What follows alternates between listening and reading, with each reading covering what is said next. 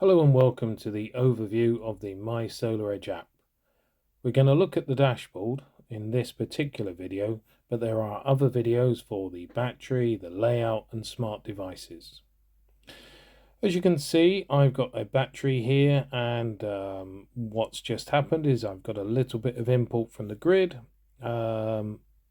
This happens every now and again, mainly when the PV reduces or increases, the battery charge reduces or increases, and it's a very small amount. You're not actually importing from the grid.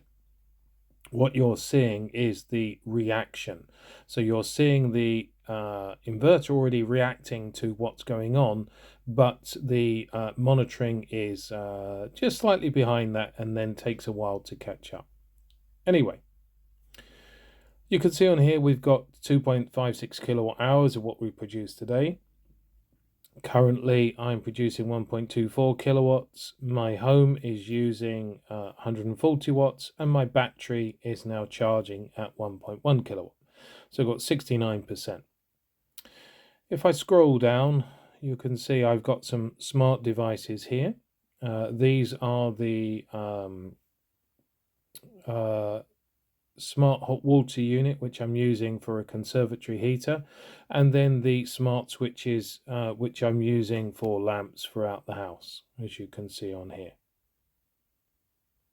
Now in the next video we'll look at these in greater detail. Moving down, you can see the energy produced this month, this year and in a lifetime. The monetary values underneath are not correct because I haven't changed the value of price per kilowatt since it was 13 pence. So I was a bit lax with that. So please don't take a look at the money. The money is actually going to be more than that if you were to change it yourself. Moving down, you can see we have day, week, month, year, and billing. Okay, billing we don't need to worry about too much. So back to the day. You can see what's happened today. My production of 2.56 kilowatts, 75% has gone to the battery, 24% to the home, and I've used in consumption 1.84 kilowatts today, and 100 watts has come from the grid. You can also see that 95% has come from solar and battery to power the home. We scroll down again, we have another section here where I can merge graphs or split graphs. If we go to split graph, what you can see is you have a production, you have a consumption, and then you have a battery. I prefer to have the graphs merged. It gives a better overview. You can see on here we have some orange peaks in consumption. Now if I click on this and we can expand, what you can see is that this is purely as devices of large amount has been turned on. You can see my inverter is set to 3.68, but my load was actually 4 kilowatts, so there will be a input from the grid in that particular case.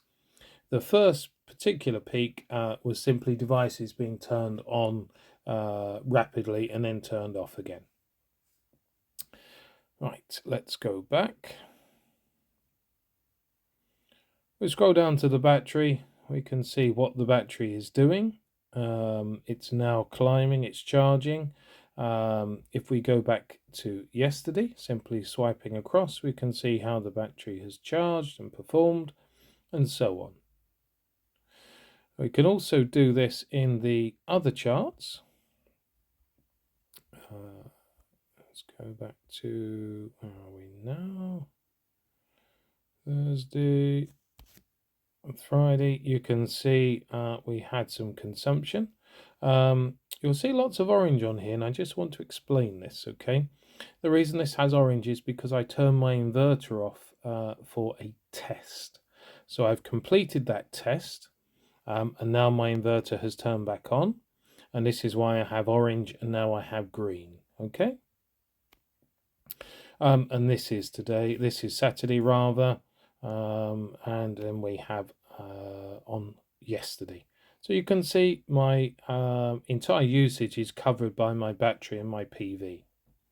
If I look at yearly, as this year, you can see that so far I've had 0.17 megawatt hours input from the grid, and my total consumption is 2.16 megawatt hours. So I've done very, very well. I've not imported from the grid at all, and 92% of my energy has come from my battery or from my PV.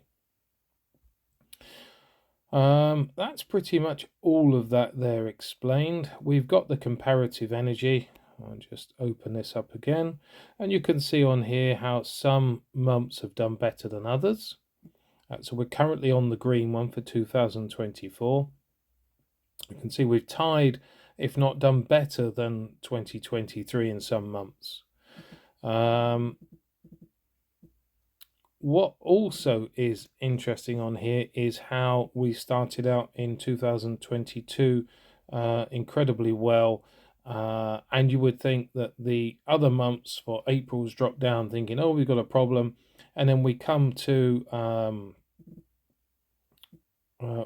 this month here in particular for June, and you can see we've outshone all the others. So please don't look at it and think, oh, it's not doing very well, because it is always doing very well. We've got some environmental benefits underneath, and then we've got at the bottom, we've got the battery, we've got the smart energy devices and the layout, and you'll see these in later videos, so please join me for those. Thank you.